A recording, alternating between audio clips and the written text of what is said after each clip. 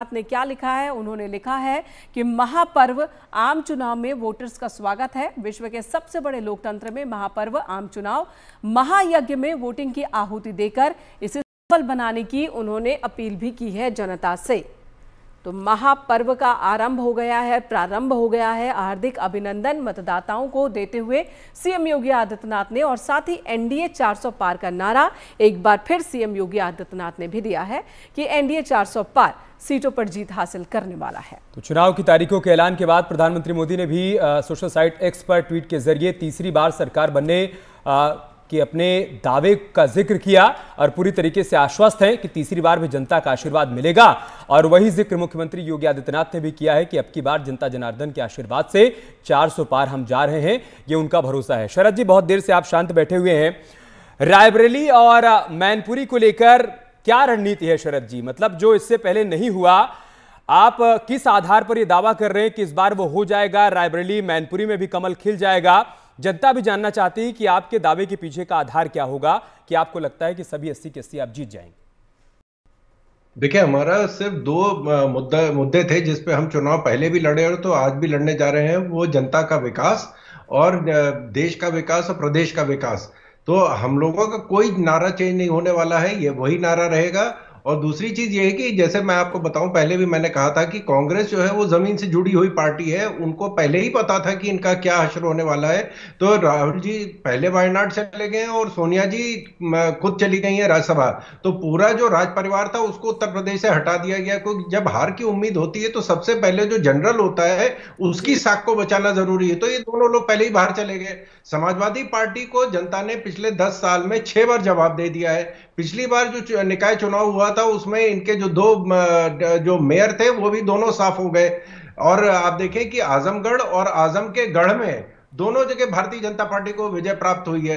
तो ये जनता ने देख लिया है, क्योंकि 4 बार उन्होंने सपा को चुना था, 4 बार बसपा को चुना था और कांग्रेस का इतिहास उनको 40 साल का पता ही है। तो जनता ये सब देख चुकी है। ठीक है और भारतीय जनता शरद जी, आपने कमेंट में ही सही, लेकिन कम से कम कांग्रेस की इस बात को लेकर तो तारीफ कर दी कि कांग्रेस जमीन से जुड़ी हुई पार्टी है। वो अलग बात है कि उत्तर प्रदेश में कांग्रेस की जमीन ही नहीं बची है।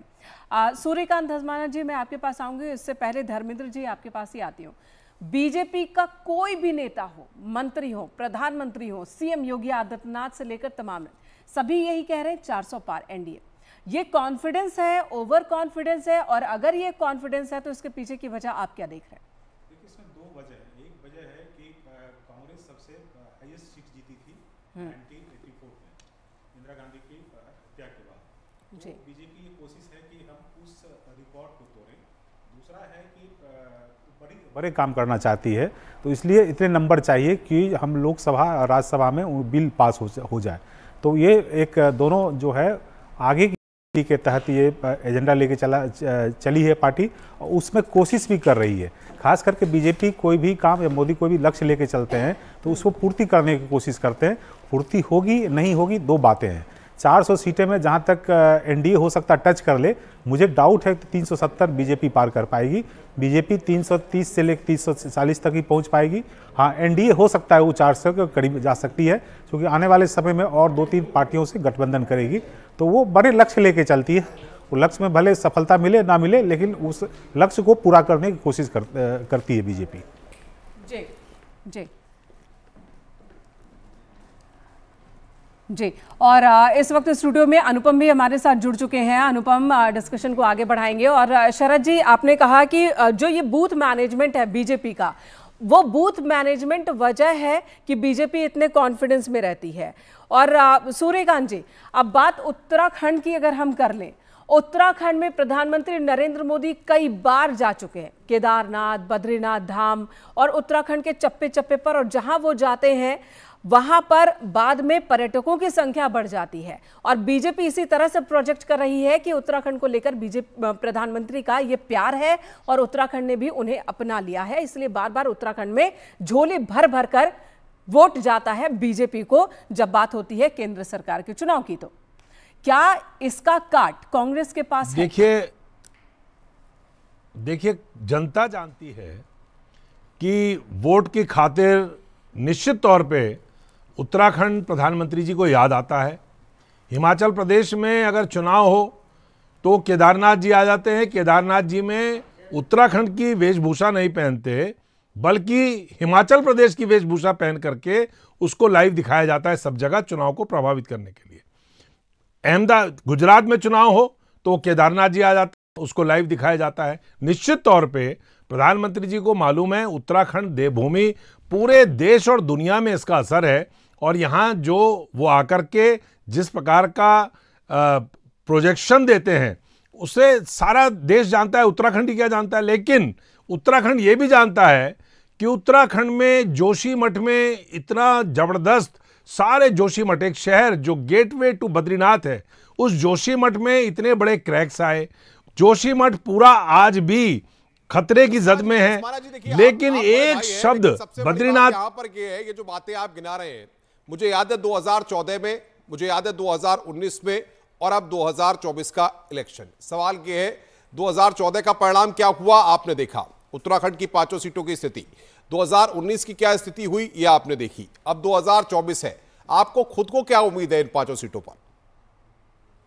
अनुपम जी, अगर आपने तय कर रखा है कि मुझे अपना विषय नहीं रखने देने, बात है, मैं आपसे निवेदन कर रहा हूं कि जोशीमठ जैसा एक उत्तराखंड के लिए, उत्तराखंड के बद्रीनाथ धाम जो हमारे पूरे देश नहीं पूरी दुनिया के सनातनियों के लिए एक सबसे बड़ा धाम है, मोक्ष धाम जिसको हम कहते हैं, उस मोक्ष धाम का जो गेटवे है जोशीमठ, आज भी वो खतरे की जद में है, धंस रहा है। वहां जगह जगह क्रैक्स आ रहे हैं, जगह जगह पानी आ गया है। उसके बारे में एक शब्द प्रधानमंत्री जी ने नहीं कहा और ना कोई उसके लिए पैकेज दिया। नंबर 2, अंकिता भंडारी का इतना बड़ा मसला हुआ, आज भी पूरा प्रदेश, पूरी राज्य की महिलाएं, पूरी मातृशक्ति वो जानना चाहती हैं कि जिस अंकिता भंडारी के हत्या के मामले में विरासत थी, पॉलिसी पैरालिसिस की विरासत थी, उन्होंने मजबूती के साथ उस विरासत को पूरी तरह से ध्वस्त किया और विकास और विश्वास का माहौल पैदा करके सुशासन के कीर्तिमान स्थापित किए।